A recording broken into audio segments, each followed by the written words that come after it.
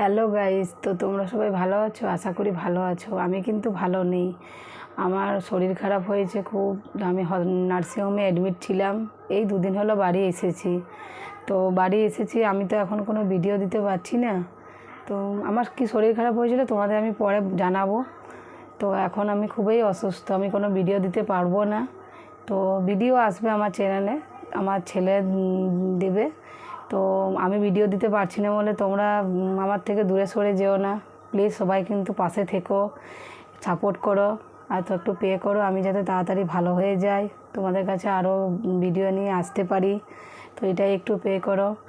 তো এখন আমার সত্যিই খুব শরীর খারাপ, শরীর একদম এতটুকুনও ভালো নেই।